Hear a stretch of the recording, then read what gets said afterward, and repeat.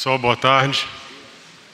Hoje a gente vai fazer uma coletiva técnica. Eu estou trazendo aqui o futuro secretário executivo e o secretário da SVS, o Anderson, para que a gente possa conversar com vocês.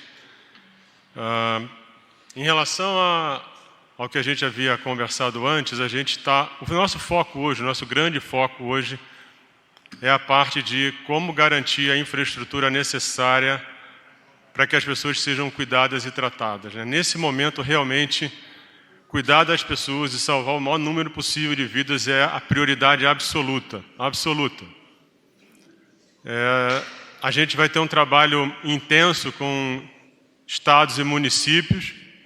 Essa semana a gente já vai ter reunião com os governadores e eu vou começar também a trabalhar com o CONAS e CONASEMS. Isso vai acontecer essa semana. A gente precisou de uma semana para definir os próximos passos, uma semana para estruturar tudo. Então, essa parte é fundamental. Então, deixar isso muito claro, né? Daquilo que as respostas vão ser dadas pelos secretários. Eu vou fazer algumas pontuações aqui e eu vou fazer alguns comentários ao longo, conforme eles forem respondendo também. Uma coisa importante que eu queria colocar para vocês em relação à parte de diagnóstico, de testes, tem algumas perguntas que eu já vi que existem, a gente vai responder, e ao longo dessas perguntas a gente vai conseguir, acredito eu, tirar as dúvidas do que vocês têm. É importantíssimo saber que a gente vai aprendendo a cada dia, e hoje a gente é uma sequência já, vivendo esses dias todos que passaram, e cada informação nova que a gente está entender no detalhe como é que é as demandas, melhorar a nossa capacidade de entregar e reagir, né?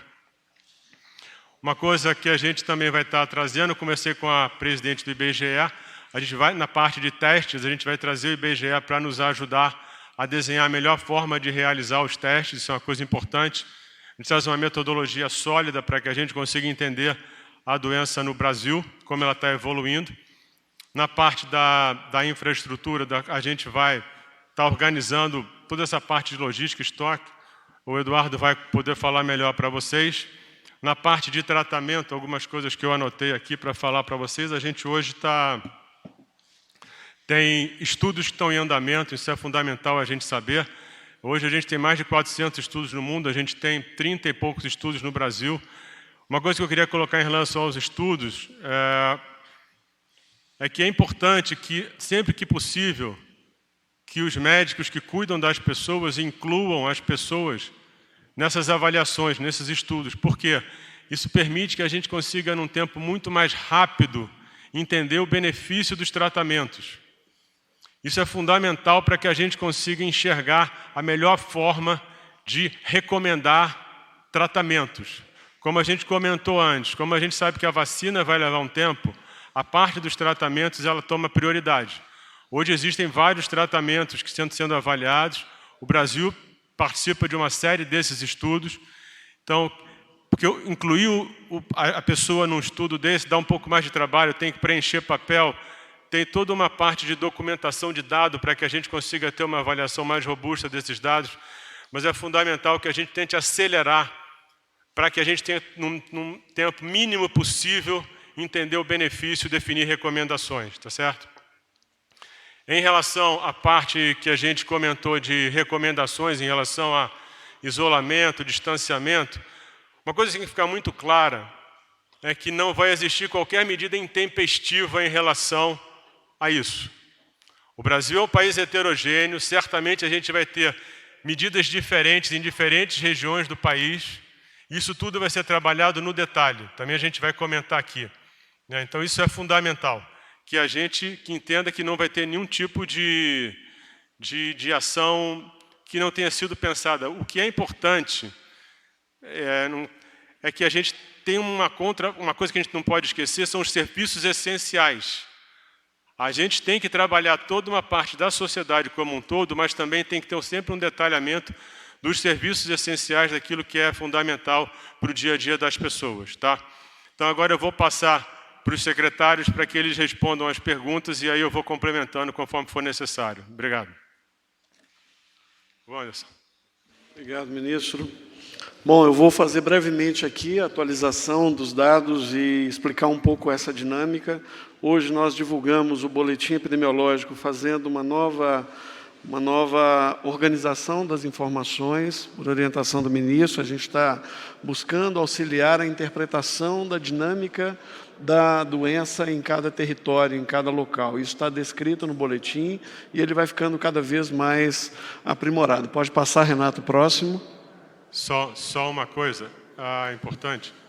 Uma coisa que a gente vai mudar um pouco é, em vez da gente só apresentar os números, a gente vai tentar trazer uma discussão no número para que vocês entendam o que a gente está fazendo, o que a gente está pensando e como a gente pretende usar essas informações para definir as próximas políticas e ações. Tá? Então, só para a gente mudar um pouquinho o formato, para que a gente tenha uma discussão um pouco mais detalhada da estratégia e do que a gente está pensando e o que a gente pretende fazer.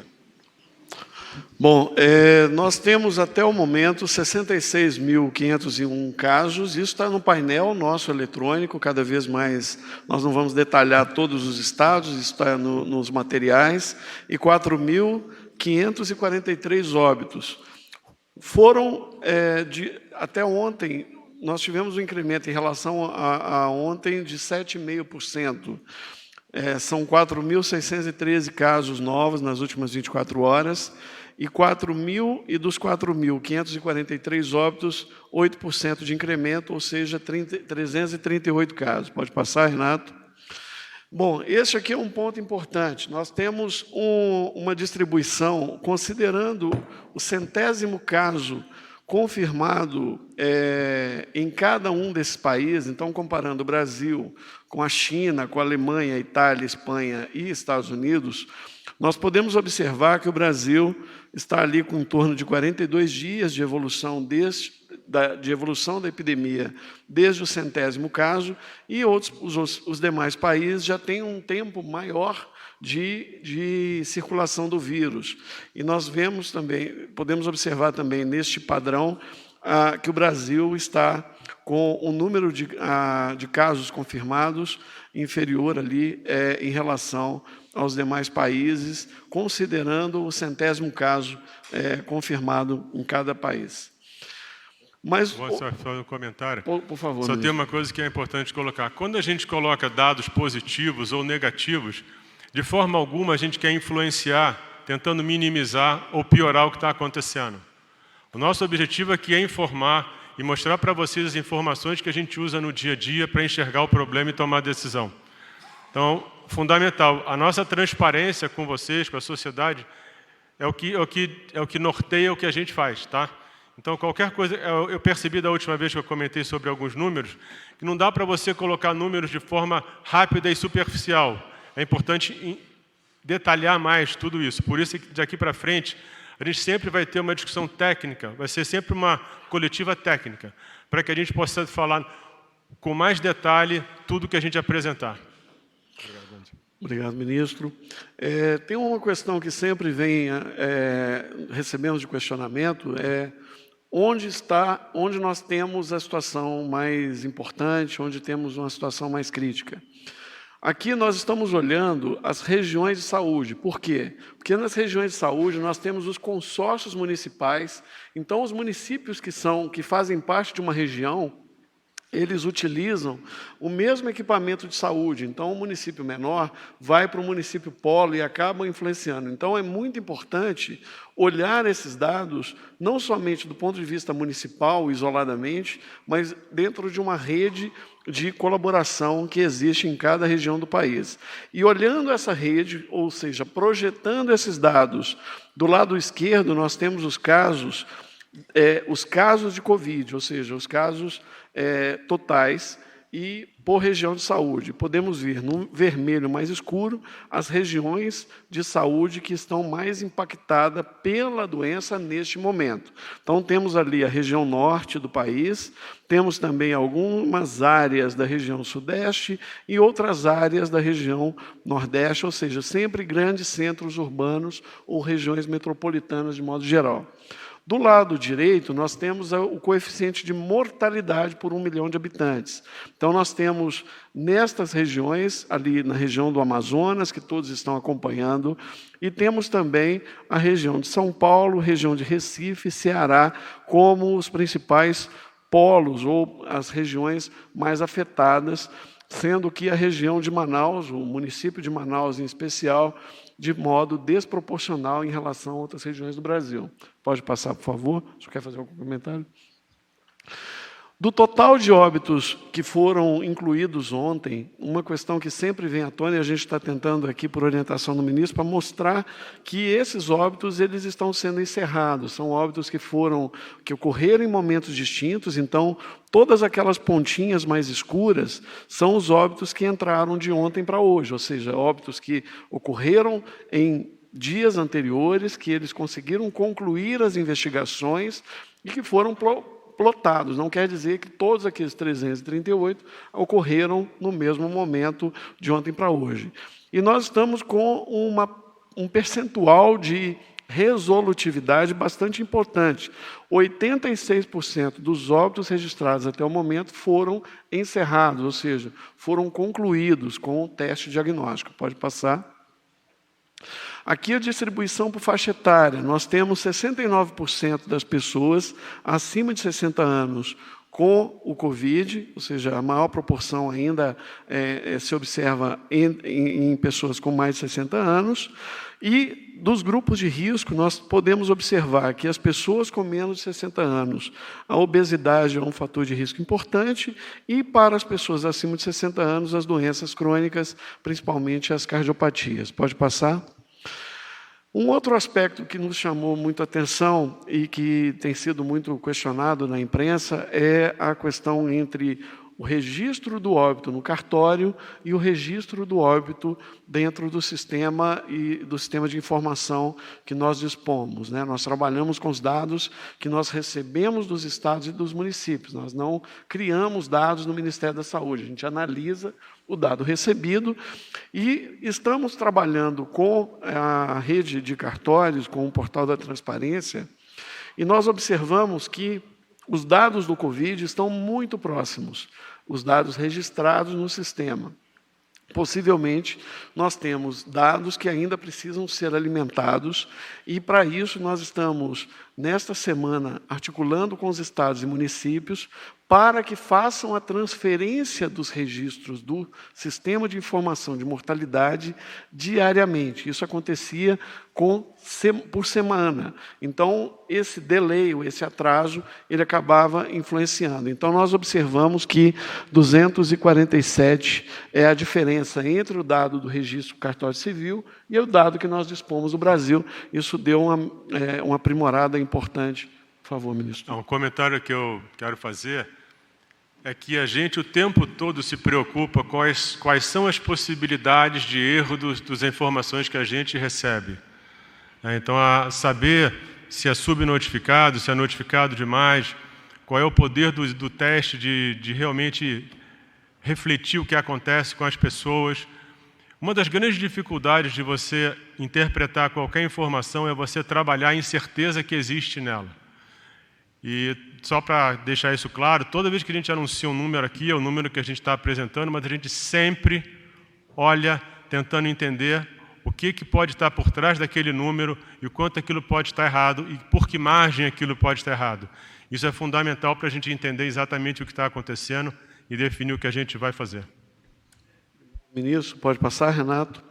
Essa aqui é uma outra análise nova que nós trouxemos depois de discutir com o ministro para entender um pouco melhor a proporcionalidade ou a fração de ocorrência de síndrome respiratória aguda grave, não em termos percentuais, mas em termos proporcionais em relação à população de cada extrato etário. Então, quando nós olhamos aqui, nós temos na primeira coluna a faixa etária de 0 a 9 até 80 anos ou mais, de toda a população brasileira, dos 210 milhões de habitantes, e nós plotamos o total de casos de síndrome respiratória aguda grave, de gripe ou similares, que estão registrados no sistema. São 70 mil registros.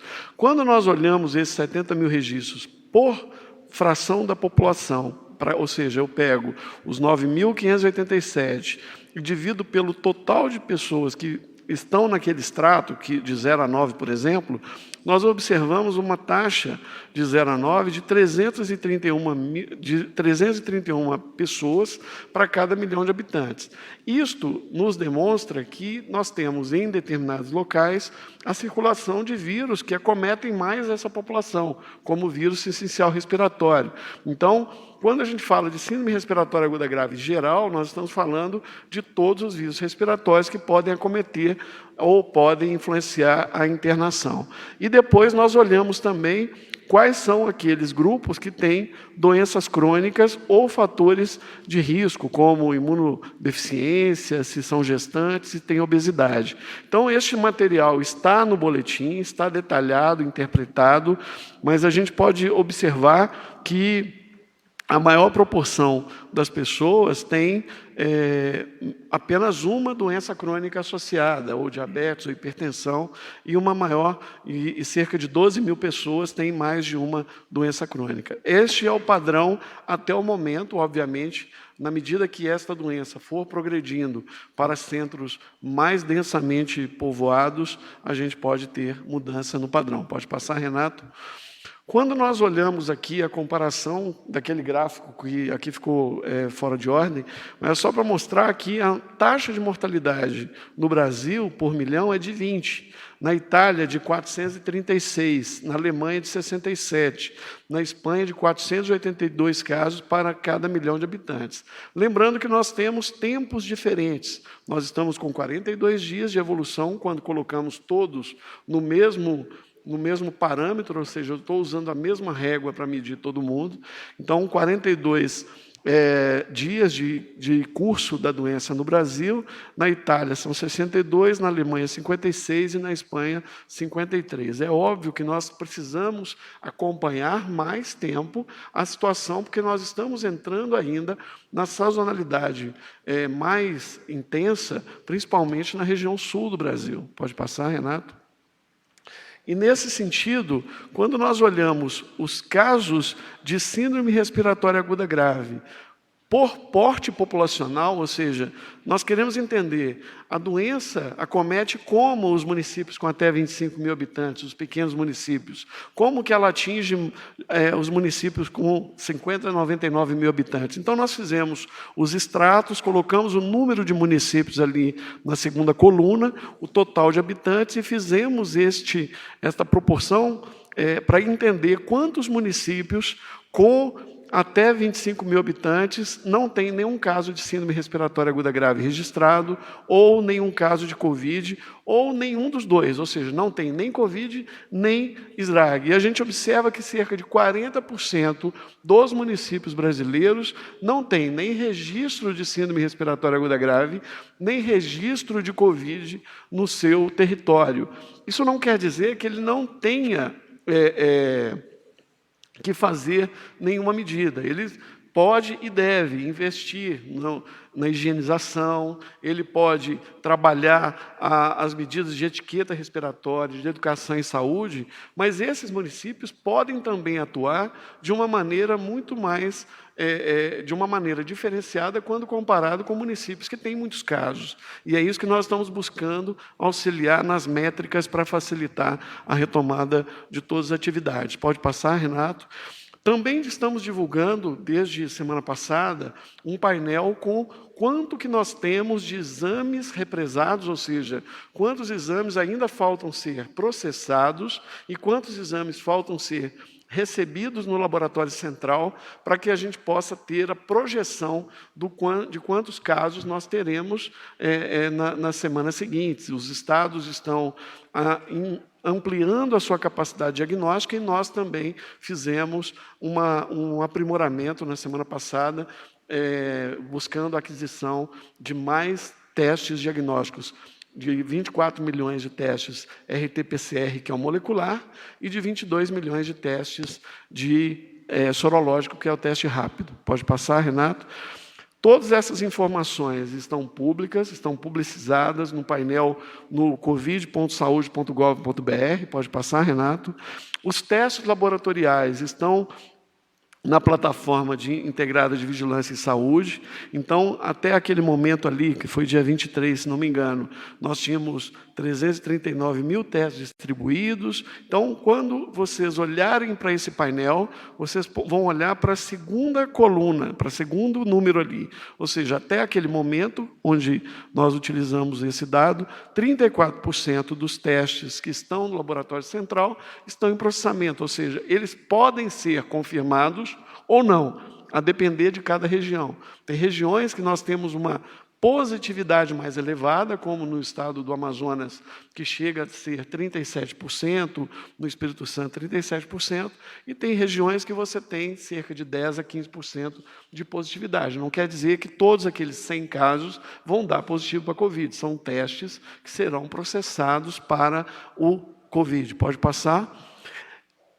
E numa parceria muito antiga com a Fundação Oswaldo Cruz, aprimoramos o Infogripe para monitoramento do padrão de circulação, tanto por unidade federada, quanto também por região geográfica, quanto também por padrão de circulação.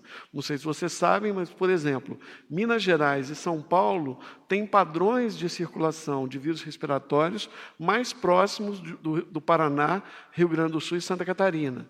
Já Rio de Janeiro e Espírito Santo apresentam padrões muito mais próximos do Nordeste, por características urbanas, climáticas, proximidade do mar, entre outras questões. Então, todo esse volume de informação está público, está acessível, e nós estamos à disposição para esclarecimento e sanar todas as dúvidas. Muito obrigado.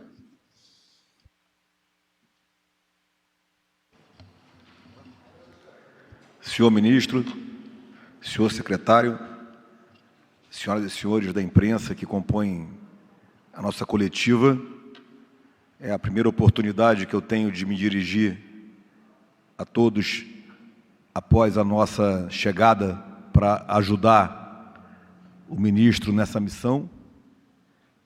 E a palavra inicial que eu gostaria de colocar é que está sendo mais fácil para nós do que para quem começou. É mais fácil porque as informações se tornam mais precisas, é mais fácil porque nós passamos a compreender melhor como funciona a contaminação, o que dá certo e o que dá errado.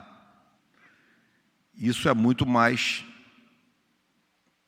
fácil, desculpa a palavra novamente, do que você fazer um planejamento num vidro opaco, sem saber como a coisa vai acontecer.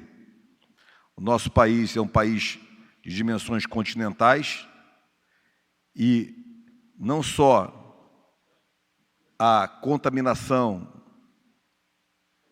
pelo coronavírus e os seus resultados, como o planejamento para o combate ao coronavírus e seu resultado, esse planejamento precisa ser não linear.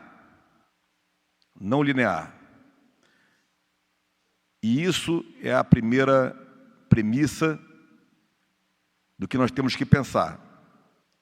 Lembro também que o trabalho efetuado até agora pelo Ministério da Saúde e sua equipe de secretarias, excepcional. Verifiquei pessoalmente quanta coisa já foi feita. E o planejamento já foi feito. Agora nós temos a conduta. A conduta é em cima daquilo que nós descobrimos de novo. A conduta é o ajuste na direção de para onde estamos indo. E o primeiro ajuste é que o planejamento ele já foi feito. Precisamos ajustar a não linearidade para cada região, para cada estado, para cada município. Cada um tem as suas diferenças, cada um tem os seus resultados.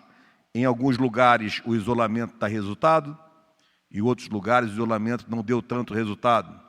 Em alguns lugares o vírus chegou, em outros ele não chegou.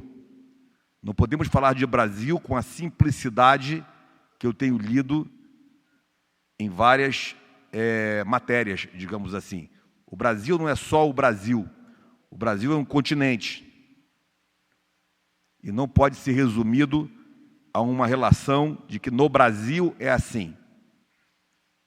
Lá em Uruguaiana é assim. Lá em Boa Vista é assado, é diferente. Então, estamos trabalhando no novo modelo do nosso Centro de Operações de Emergência. Ele já vinha funcionando já desde o começo do ano, descentralizado inicialmente nas secretarias e depois num prédio anexo no Paulo Otávio. Nós trouxemos esse centro para dentro da Secretaria Executiva, na sala em frente à minha, e ali nós temos conduzido trabalhos ininterruptos, de 8 da manhã às 11 da noite, todos os dias. E é ali que é discutido o que tem que ser feito. As demandas chegam e ali elas são apresentadas e pessoas multitécnicas, de todas as técnicas e expertises necessárias, discutem a melhor resposta. Dentro da não linearidade, nós temos cidades que estão precisando ação mais imediata. Cidades como Manaus, Belém, Fortaleza, Rio de Janeiro, todos estão aí acompanhando o caminho das coisas. Essa ação, ela sempre será planejamento centralizado, execução descentralizada e integrada entre Estado e município. O nosso Sistema Único de Saúde, o SUS, ele se torna fundamental para essa resposta. É o tripartite, é o governo federal apoiando, descentralizando recursos, descentralizando boletins, orientações, o município na básica e o Estado na de média e alta complexidade. Este parece um desenho complicado, mas ele é o melhor que tem. Não dá para ser diferente. Lá na ponta da linha, o município inicia no atendimento básico, desde das pessoas que apoiam nas casas, nas UBSs, no SAMU. O Estado entra nas SPA, que são as UPAs ou UPAs, e depois os hospitais de média e alta gravidade, alta complexidade, desculpa. É assim que funciona. E todo esse sistema, ele está sendo robustecido e vem sendo robustecido por recursos do Estado, do município e do governo federal. Não só recursos, equipamentos, insumos, pessoal. Nós estamos preparando, todos já têm, mas nós vamos ter sempre à mesa, nas coletivas e nas outras reuniões, dados exatos de números, quanto foi para cada estado, quanto foi para a cidade capital, quanto foi de rotina, quanto foi extra rotina para atender o Covid, quanto foi para os municípios do interior de cada estado, e o que foi de cada item e o que se prevê ir de cada item, com prazos. Nesse momento, nós precisamos centrar esforços aonde o problema é maior. Recolher meios e empregar aonde o problema é maior. Quando o problema migrar para outro lugar, recolhe-se meios e vai-se para outros lugares. E assim, nós mantemos o país funcionando e trabalhando e produzindo. Porque aonde pode produzir e trabalhar, com as medidas preventivas necessárias e verificadas, assim tem que ser. Aonde precisa ter algum grau ainda de isolamento, algum grau ainda de distanciamento social, precisa ter também, muito especificamente para cada lugar. A palavra-chave é não linearidade. 192 municípios tiveram óbitos. São 5.600 municípios no nosso país. Não podemos falar de Brasil com a simplicidade que nós lemos em algumas matérias. O nosso país, repito, é um continente de 210 milhões de habitantes, maior do que a Europa inúmeras vezes. Então, agradeço a atenção de todos e estou à disposição para qualquer pergunta durante a coletiva. Em cima do que o Eduardo comentou, a gente também vai buscar entender o que aconteceu em países que já estão numa situação melhor em relação à Covid. Essa heterogeneidade que foi colocada, ela vai ser respeitada em como a gente vai conduzir o país como um todo. Provavelmente a gente vai ter iniciativas diferentes, às vezes opostas, em regiões diferentes. Por isso é que é importante a gente segmentar dessa forma. Mas a gente vai buscar conhecimento em vários lugares, inclusive naqueles que já passaram pelo que a gente está vivendo, para tentar entender o que realmente fez diferença, quais as iniciativas que de verdade mudaram a história da doença. Então, a gente, além de entender o que está acontecendo aqui, a gente vai tentar trabalhar informação vinda de outros lugares. O que é isso aqui?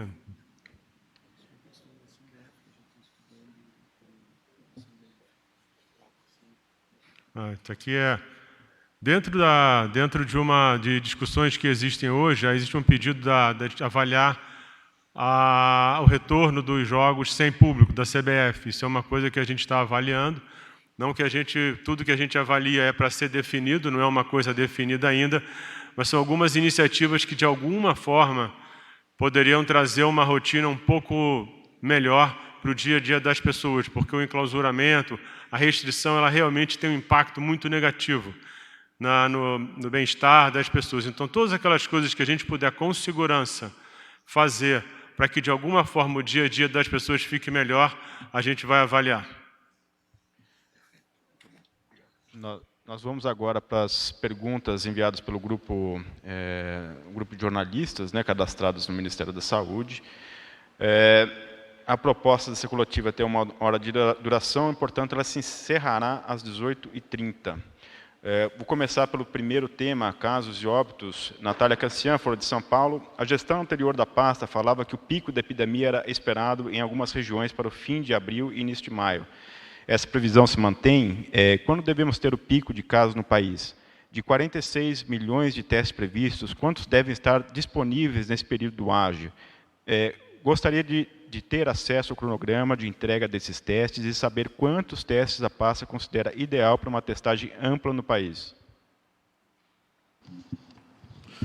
Bom, como mencionado pelo secretário Eduardo, nós temos um país com diversidades e com características estruturais, climáticas, sociais muito diversas. Nós temos, historicamente, a região norte do Brasil, ela tem um padrão de transmissão de vírus respiratórios nos meses de março e abril. Na região sul-sudeste, nós temos maio e junho como os meses com maior frequência de vírus respiratórios. Por que a gente sempre fala nos vírus respiratórios? Porque é o único que nós temos como referência. O vírus Covid não circulava, nós não temos uma série histórica de anos anteriores para que a gente possa projetar o padrão dessa nova doença.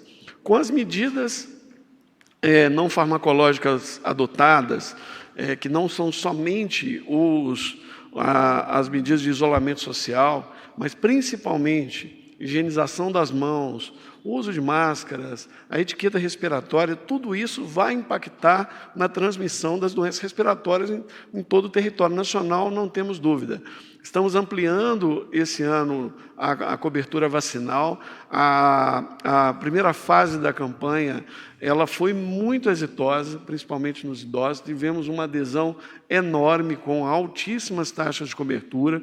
Então, do ponto de vista do padrão epidêmico, nós estamos olhando cada local de modo distinto. Na região sul do país, sul-sudeste do país, ainda não tivemos uma transmissão pronunciada como é esperado. Nós ainda estamos próximos do período de maior transmissibilidade que ocorre. Nós estamos na semana epidemiológica 18.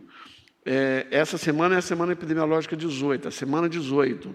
O período de maior incidência de vírus respiratórios ocorre em torno da semana epidemiológica 20, 22, 27. Tem anos que se antecipa, tem anos que ela prolonga um pouquinho mais, mas pela média histórica esse é o período.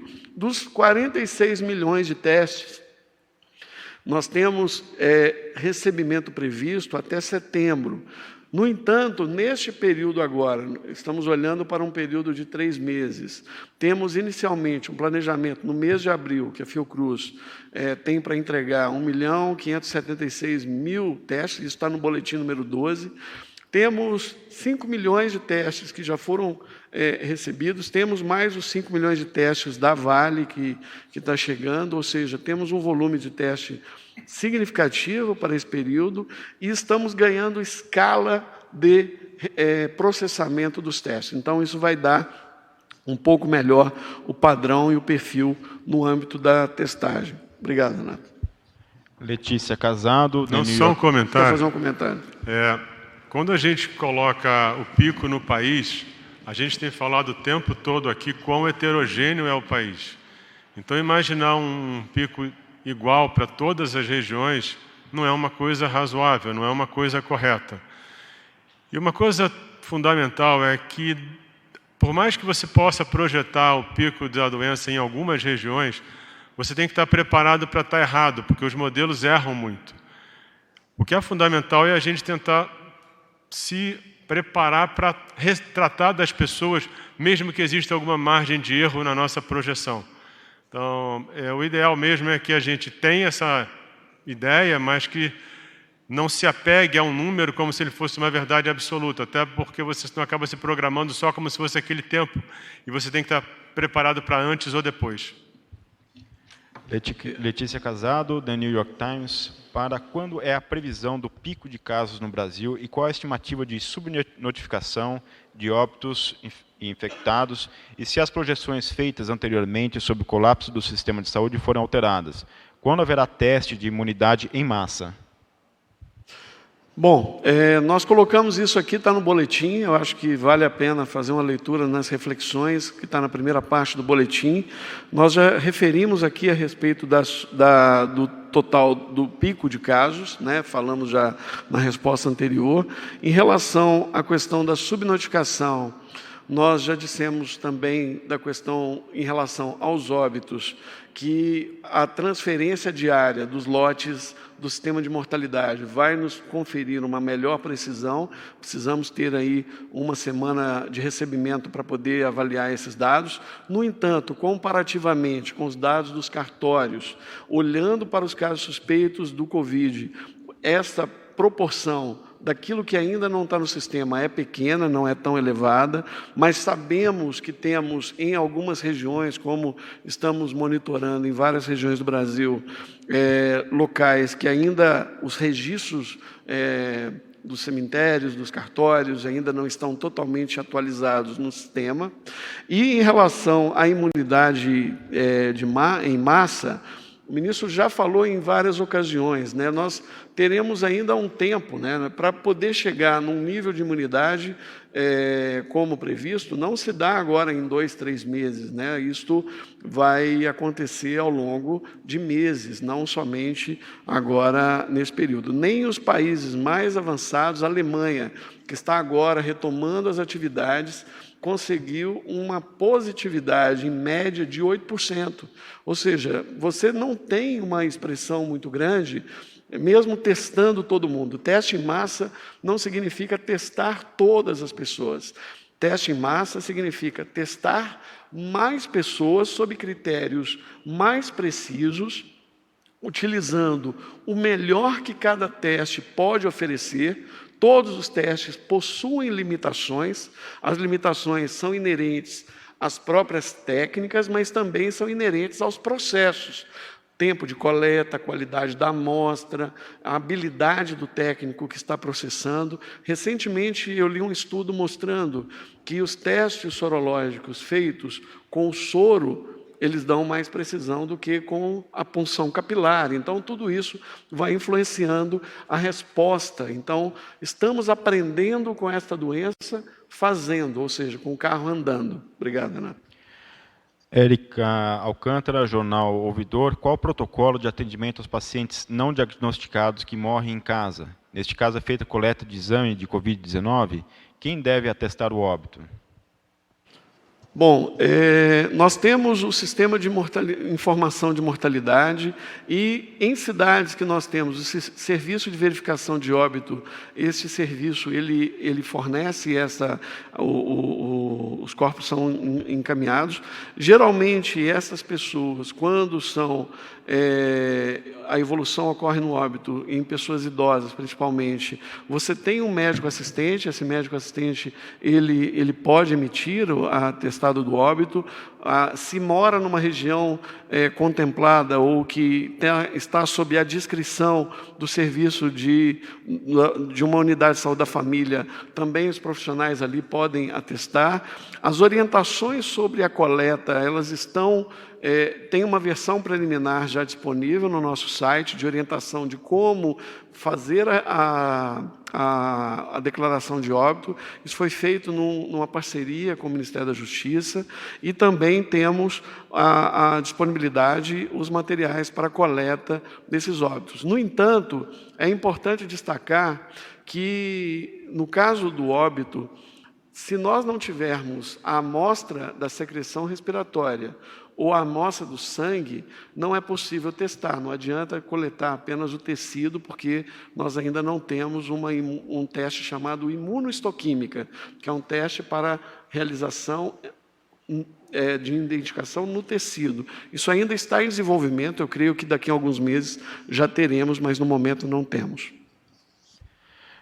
Vinícius Valfré, Estadão. Na posse, o ministro anunciou a ideia de ter um programa de aplicação de testes na população para que o governo tenha informações mais precisas sobre a disseminação da doença, além de iniciativas para promover o fim do isolamento. O programa já está elaborado, faltam informações sobre ocupação de leitos nos estados e também sobre contaminação. Não é perigoso incentivar o fim de medidas de contenção sem informações básicas? Por favor, ministro. Se eu posso começar respondendo, quer dizer, ninguém vai incentivar medidas que restringam a contenção sem informação adequada. Eu tenho colocado isso várias vezes. Isso não vai acontecer. O que a gente vai é buscar a informação necessária para tomar as decisões. Alguns comentários para vocês verem como isso é difícil. Se você pega o teste rápido, dependendo da qualidade do teste, do momento em que você faz o teste, o poder desse teste de definir quem tem imunidade ou não varia muito. Se você pegar um teste que tem uma sensibilidade baixa, só para lembrar, o que é sensibilidade? Se eu tiver 100 pessoas com a doença, eu faço o teste e 30 dão positivo, essa é a sensibilidade do teste. Eu só pego 30% das pessoas com esse teste. É comum as pessoas imaginarem que os testes médicos, que eles são extremamente precisos e que eles definem tudo. Não é assim que funciona. Existe um erro significativo em muitos testes que a gente faz. E o que eu coloquei no começo é que a capacidade de entender o poder de avaliação do teste e a interpretação são absolutamente fundamentais. Em relação a quem testar, como testar e quando testar, eu coloquei que a gente está trazendo o IBGE para nos ajudar a definir qual é a melhor amostra da população para ser testada, para que ela possa dar a informação que a gente precisa para o entendimento da doença. O entendimento desse percentual ele é fundamental não só para entender o presente, mas para entender possíveis ondas, como acontece em outras infecções virais, que aconteceu que a famosa gripe espanhola, você teve 3 ondas da gripe. Então, o percentual de imunidade da sociedade vai definir o risco de você ter outras ondas ou a possibilidade. Nesse ponto é fundamental que a estrutura que a gente cria hoje para cuidar de agora seja preservada caso a gente tenha esse risco em mente, para que o sistema esteja mais estruturado e preparado caso você tenha uma retomada de casos de infecção. Tá? Marcela Fernandes, Huffington Post, Brasil. Como será a nova forma de testagem anunciada pelo ministro? Que mudanças serão feitas? Que tipo de teste será aplicado? Para que grupos? Quando? Em que quantidade? Servirão para flexibilizar o isolamento social? De que forma? Eu vou pular para a próxima, porque eu acredito que essa foi respondida. Vanderlei, sobrinho do UOL. Quantos testes de Covid-19 o Brasil fez e pretende fazer, incluindo o governo federal, estados e municípios? Bom, nós temos hoje, os dados que nós apresentamos aqui, eles são primordialmente dados do sistema público. Tem uma rede imensa de serviços privados também realizando testes. Para vocês terem ideia, as maiores redes privadas, cada uma delas tem em torno de 40 mil testes já realizados. Então, o número de testes que a gente está fazendo é muito grande. No entanto, a integração dessas bases é o que nós estamos buscando agora para ter essa maior precisão e ter uma otimização dos recursos disponíveis. Os testes que nós estamos utilizando são dois. São testes moleculares e testes sorológicos. Os testes moleculares, eles detectam o vírus no corpo da pessoa, na amostra, né? E os testes sorológicos detectam os anticorpos, ou seja, a proteção que o corpo desenvolveu a partir da exposição ao vírus. Eles são de momentos diferentes. O teste molecular, ele é útil apenas para os casos sintomáticos, principalmente entre o início dos sintomas e o 7º dia, podendo, em algumas ocasiões, dar positivo com 10 dias, com 11 dias, mas o melhor tempo para a coleta é entre o 3º e 5º dia. Já os testes sorológicos, como o corpo precisa apresentar essa proteção, ele precisa reagir à infecção, ele vai apresentar resultados positivos melhores a partir do 10º dia. Eu posso utilizá-lo a partir do 8º? Tudo bem, eu posso utilizar, mas eu tenho uma chance de ter ali naquele momento um falso negativo. Então, todo esse processo está sendo adequado. O ministro já mencionou aqui, os testes apresentam qualidades distintas de acordo com cada fabricante, com cada estratégia utilizada. Tem materiais que necessitam de bancada, ou seja, precisa de uma máquina, precisa mandar para um laboratório, e tem outras que dá para fazer na unidade de saúde. Então, nós estamos buscando utilizar todo esse arcabouço, ou seja, a iniciativa privada que já está testando, vários estados estão adquirindo testes também por iniciativa própria. Nós estamos adquirindo um volume imenso, só o governo federal, 46 milhões de testes, mas todos os estados estão fazendo aquisições também de outros testes. Então, eu creio que, ao final, nós teremos um volume de testes muito superior do que outros países realizaram. Então, o desafio agora, como o ministro já mencionou em vários momentos, é colocar essas informações a serviço da estratégia do gestor para a tomada de decisão, tanto em qualidade como também em oportunidade. Não adianta nada a gente ter essa informação depois que passarmos o pico da epidemia. Então, estamos buscando aprimorar e automatizar todas essas atividades da melhor maneira possível. Renato? A Valquíria Homero, do Poder 360, eu vou só fazer uma introdução, ela fala aqui daquela parceria que o Ministério da Saúde tem com a Universidade Federal de Pelotas, né? E a pergunta é, como o ministro avalia a eficácia da aplicação pelo IBOP de 100 mil testes de Covid-19 num esquema igual ao de pesquisas eleitorais? Procede a informação que os testes só têm 78% de acuidade e que só detectam o vírus a partir de 7 dias após a infecção? Em que data começará a aplicação dos testes? Eu respondo uma parte, o Anderson responde a outra. Primeira parte. O importante é que a metodologia seja correta. Eu vou avaliar o benefício do teste de acordo com como foi desenhado, quem vai ser testado, como vai ser testado, qual a qualidade do teste. O mais importante em toda avaliação que você faz é você entender o que está por trás daquilo, como aquilo foi feito, qual a qualidade, qual o cuidado do método.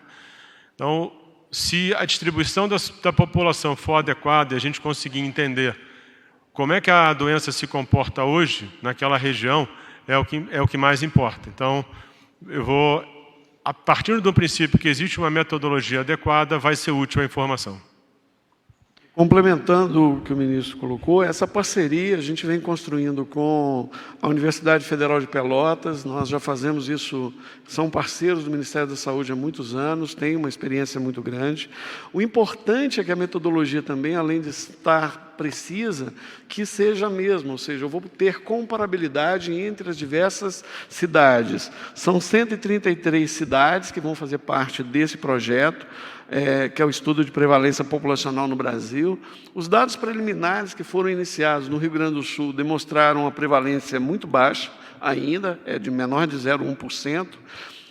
Isso demonstrando que a doença ainda não está circulando, o vírus não está circulando tão intensamente como está circulando em outras regiões do Brasil.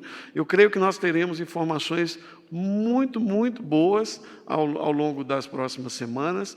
E este não é o único estudo. Nós temos vários municípios que estão recebendo os testes, fazendo parcerias com as universidades locais, com institutos de pesquisas locais. Então, este é um momento de aproveitar esses testes da melhor maneira possível e não desperdiçá-lo testando todo mundo, porque aí a positividade vai ser muito grande. Vai haver um esforço dissipado que não vai surtir efeito. Então, é muito importante que, ao adotar o método, ao adotar os testes, nós fizemos inicialmente, dado o volume inicial recebido, o volume dos primeiros lotes, que foram 500 mil, nós direcionamos, olha, utilizem esses testes para testar a população de trabalhadores de saúde e trabalhadores de segurança. Por quê?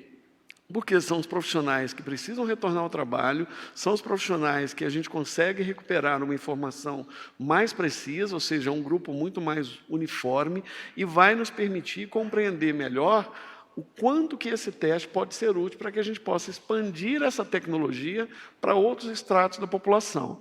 Nós estamos planejando, com essa aquisição ampliada que o ministro Nelson já anunciou na semana passada, se não me engano, nós vamos ampliar para trabalhadores, para os trabalhadores do setor produtivo, vamos ampliar para as pessoas acima de 60 anos, doentes crônicos, mas tudo isso dependerá do recebimento dos testes. Então, essas aquisições estão em curso e foram publicadas, essa tabela está disponível no site do Ministério, no boletim número 12. Então, para quem quiser conhecer um pouco mais, é um boletim que nós fizemos especial com detalhamento completo sobre a questão dos testes laboratoriais. Renato? Nós vamos para a última pergunta. Cristina Lemos, Record TV. Dos 15 mil respiradores prometidos até o final de março, o governo federal conseguiu entregar menos de 300 e com um mês de atraso. Centenas de vidas são perdidas diariamente por falta do equipamento. O governo falhou neste pré-requisito básico para salvar vidas?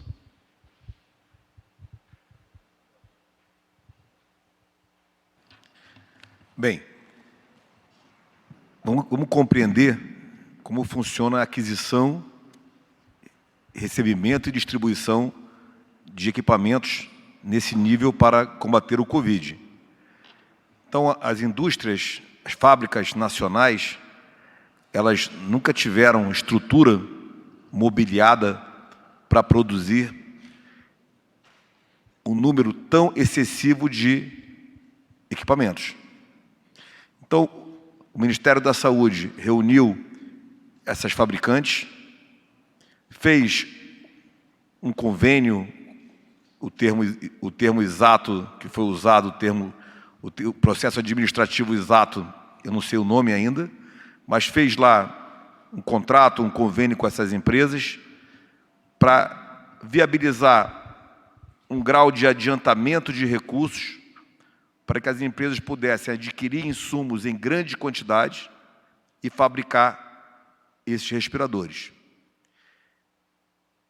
Esses respiradores estão sendo fabricados e, no momento que eles estão sendo entregues, eles logisticamente são reunidos em São Paulo, numa estrutura de depósito do Ministério da Saúde de capacidade para fazer isso de maneira nacional, e depois são distribuídos para os estados e municípios do país dentro de uma programação e uma prioridade. Essa é a lógica da compra. E a fabricação, ela atende a seu próprio tempo, pela contratação de pessoas, pelo afastamento também de pessoas que trabalham nas fábricas, e essa é a nossa realidade. Todo o material que está sendo produzido, ele segue essa cadeia e é distribuído numa prioridade. Lembrem-se que estamos falando de 5.600 municípios no nosso país. Ainda com relação à falta de equipamentos, nós estamos fazendo uma aproximação do nosso COI no Ministério da Saúde com as secretarias de saúde do Estado, dos estados e municípios, para que a gente possa ter uma resposta imediata dessas demandas. Essas demandas vão para a avaliação das equipes técnicas das secretarias e a gente imediatamente tenta solucioná-las. A velocidade da resposta, a velocidade da avaliação é um objetivo desse novo modelo de COI. A burocracia, ela tem sido evitada e as demandas estão chegando imediatamente ao COI e passam a ser discutidas imediatamente no grupo que está ali ou trabalhada naquela secretaria mais afastada e imediatamente já volta para o grupo. E aí você tem uma resposta imediata. Bem, com relação a números e atrasos e novas previsões, nas próximas coletivas a gente vai ter números mais aproximados, mais perto, para colocar aos senhores o que já foi feito, previsão de entrega desse material que está sendo contratado, para podermos apresentar a todos. É importante nós entendermos aqui a estratégia dessa compra centralizada, porque alguns estados estão discutindo se podem ou não comprar direto nessas empresas. É justamente para que o Brasil tenha, o Ministério da Saúde tenha capacidade de apoiar aonde a prioridade está mais iminente e depois de realocar esses meios para outras áreas numa linha de ações subsequentes. Se toda a nossa produção for pulverizada e comprada direto por estados ou municípios, a gente perde completamente a capacidade e a flexibilidade de reunir meios e apoiar quem está passando a maior necessidade. Esse é o desenho, e o desenho é bom. Temos que seguir nele. Obrigado. Está encerrada essa coletiva de imprensa. A próxima coletiva será na quarta-feira. Obrigada a todos. Boa noite. Só obrigado. Boa noite.